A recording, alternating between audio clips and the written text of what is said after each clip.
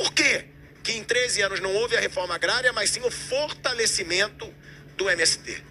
Bom, primeiro foram 22 anos de esquerda. Você tem os 8 anos do Fernando Henrique, que é de esquerda, 8 anos do Lula e 6 anos da Dilma. 22 anos de esquerda no poder. Bom, o que acontece na prática? O governo do Lula, como o da Dilma, como o do Fernando Henrique, fizeram movimentos, né, fizeram desapropriações e fizeram assentamentos em vários estados do Brasil. O que acontece? Só que eles nunca deram a esses assentados o título de propriedade. Quando você não dá o título de propriedade, o proprietário não pode tomar financiamento no banco, não pode pedir assistência técnica rural das secretarias estaduais de agricultura, porque ele fica sem ter o justo título para poder onerar e fazer essas solicitações todas.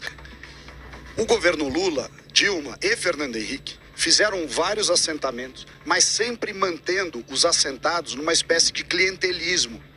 Então você põe um assentado lá, mas não dá o título de propriedade para ele, não deixa ele tomar financiamento, não deixa ele andar com as próprias pernas. Com isso, eles mantêm os assentados, mesmo aqueles que já foram contemplados com lotes de reforma agrária, mantêm as pessoas embaixo desse clientelismo. O que fez o governo do Bolsonaro? Falou, negativo, nós vamos emancipar essas pessoas, para que elas efetivamente possam andar com as suas próprias pernas.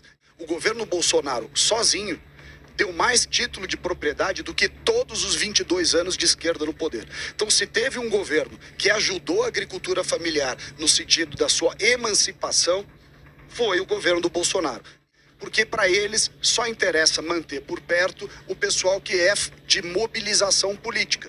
O sujeito vai lá, monta a lona, deixa lá, para poder dizer que, olha, tem 200 famílias. Aí ele recebe 200 cestas básicas por dia da prefeitura, 200 não sei o que lá. Você vai lá ver, não tem. Então, assim, é um negócio organizado para, em certos casos, extorquir dinheiro, em outros casos, fraudar a lista de beneficiários do Ministério da Agricultura, agora Ministério do Desenvolvimento Agrário, para fraudar o ITESP aqui em São Paulo. O próprio INCRA assentava as pessoas e não regularizava a terra.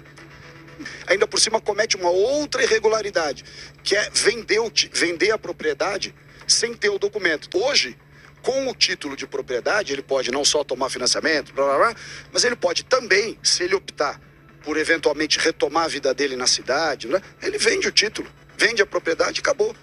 Por quê? Nós não estamos dando a propriedade para ele? Que não é regime comunista. Não pode fazer isso, invasão, destruição de patrimônio e tudo mais.